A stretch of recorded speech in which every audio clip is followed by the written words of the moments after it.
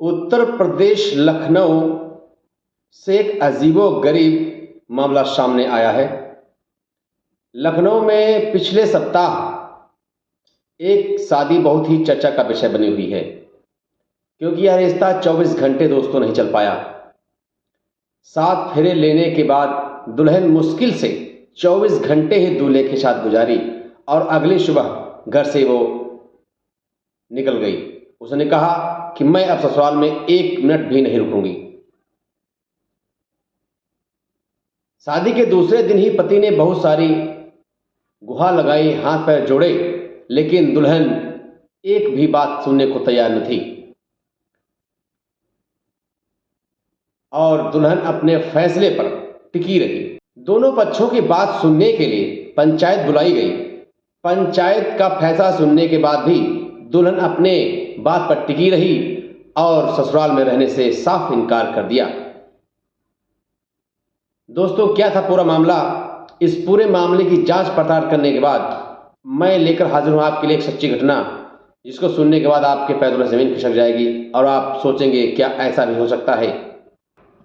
Hello, नमस्कार, आदाब, सत श्री अकाल। एक बार फिर मैं आपके सामने हाजिर हूं एक नई घटना के साथ। ये घटना सुनने के बाद आपको भी लगेगा कि समाज में क्या ऐसे भी लोग आज भी उपलब्ध हैं कि किसी के जीवन की कोई परवाह नहीं, बस अपना काम बनाने में लगे हैं। बने रहिए दोस्तों मेरे साथ आज की सच्ची घटना की जानकारी के लिए। तो चलिए शुरू करते हैं। दोस्तों, प्रतापगढ़ के मनकापुर की एक लड़की रहने वाली थी, जिसके पिताजी एक्सपायर हो चुके थे। माता ही घर पर अकेली थी। घर पे कुछ खेती बाड़ी थी, कामकाज चलता था। माँ की चिंता बढ़ गई कि मेरी लड़की अब शादी के लायक हो गई है, तो अपने दोस्तों, नात रिश्तेदारों से कहा कि मेरी बेटी की कहीं न कहीं शादी करवा दी जाए। कुछ दिन के बाद 2 लोग आते हैं, रामस्वरूप और श्रवण। कहते हैं कि माताजी, मैं आपकी बेटी के लिए रिश्ता लाया हूँ। लड़का बहुत अच्छे खानदान का है, आपकी जात बिरादरी का है, अच्छा कमाता है। यदि आप चाहें तो उसको मैं फ़ोटो दिखा दूँ और आप उसे शादी कर ले। दान दहेज की कोई आवश्यकता नहीं, जितना आपसे हो सके उतना दे देना। लड़का जब दिखाया तो माता को लड़का बहुत पसंद आ जाता है, लड़की को भी लड़का पसंद आ जाता है। निगोहा निवासी का एक लड़का, जिसकी शादी के लिए रामस्वरूप और श्रवण प्रतापगढ़ में मनकापुर गए थे उस लड़की की साथ शादी करने के लिए। लड़के पक्ष वालों ने सारी बात बता दी थी कि मैं किस जात का हूँ, किस बिरादरी का हूँ, मेरी क्या पोजीशन है। बीच वालों ने भी क्या किया, लड़की वालों से झूठ बोल दिया कि लड़का आपकी ही बिरादरी का है, और लड़के वालों से उन्होंने घूस भी ले ली, कुछ पैसे भी ले लिए। दोनों की बात तय हो गई, लेन देन की और दहेज की भी बात पक्की हो गई। अब रिश्ता तय हो जाता है। रिश्ता तय होने के बाद शनिवार को भंवरेश्वर मंदिर में ही दोनों की शादी करवाई जाती है, जहां पर दोनों पक्ष के रिश्तेदार वहां पर उपस्थित होते हैं। दोनों की सहमति के साथ वो शादी भंवरेश्वर मंदिर में संपन्न होती है। भंवरेश्वर मंदिर में शादी संपन्न होने के बाद लड़का लड़की को लेकर अपने घर चला जाता है। दोस्तों, जब लड़की अपने ससुराल पहुंचती है तो वहाँ देखती है कि सब कुछ ठीक ठाक माहौल था, आओ भगत होती है, सारा दिन तो निपट जाता है। रात को जब लड़की दूल्हे के साथ सुहाग रात मनाने के लिए कमरे में जाती है, तो रात को ही उसको एक सच्चाई का पता लग जाता है।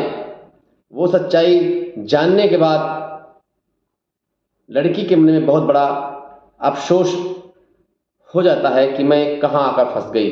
ज्यों त्यों 24 घंटे उस घर में लड़की गुजारती है। सुहाग रात मनाने के बाद सुबह लड़की ने घर में तांडव कर दिया कि मैं इस घर में नहीं रहूंगी। घर में हमको बहुत बड़ी बात का पता चल गया है, जिसके चलते मुझको यहाँ पर फंसाया गया है। घर वालों ने भी बहुत ही हाथ पैर जोड़े, दूल्हे ने भी लड़की के बहुत हाथ पैर जोड़े, लेकिन लड़की ने अपनी नहीं सुनी और उसने अपने घर पर फ़ोन कर दिया। घर वाले भी वहाँ पर आ धमके और लड़की ने बताया, उसने कहा कि मेरी शादी गैर जात के व्यक्ति के साथ करवाई गई है, ये मेरी जात का नहीं है। लड़के पक्ष वालों ने कहा, जो शादी करवाने के लिए 2 लोग आए थे, रामस्वरूप और श्रवण, उनसे मैंने सारी सच्चाई बता दी थी कि मैं किस जात का हूँ और मेरा लड़का क्या करता है। तो लड़की पक्ष वालों ने कहा, हमको किसी भी बात की सूचना नहीं मिली, उन्होंने हमसे झूठ बोला और हमको फंसाया है। ये सब पूछने के बाद लड़का अपनी बिरादरी का नहीं है, परिवार भी अच्छा खासा नहीं है और बिचौले ने हमको फंसा दिया है। ये सब सुनने के बाद पंचायत ने जो फैसला किया, आपके सुनकर कान खड़े हो जाएंगे। पंचायत ने भी लड़की के पक्ष में ही फैसला सुनाया और दोनों को अलग करने का आदेश दे दिया। लड़की अपनी मौसी के साथ अपने घर चली जाती है, लड़का अपने घर चला जाता है। जो भी दहेज लिया था वो वापस करने का आदेश हो जाता है। दोस्तों, समाज में आज भी बहुत सारे ठग ऐसे घूमते हैं जो लड़का लड़की का जीवन बर्बाद कर देते हैं और उनका भविष्य के विषय में कुछ नहीं सोचते हैं। दोस्तों, एक कहानी सुनाने का मेरा मतलब केवल आपको सतर्क करना था, जागरूक करना था, किसी को ठेस पहुंचाना नहीं था, किसी को दिक्कत पहुंचाना नहीं था। इन्हीं शब्दों के साथ अपनी वाणी को देंगे विराम। नमस्कार, धन्यवाद।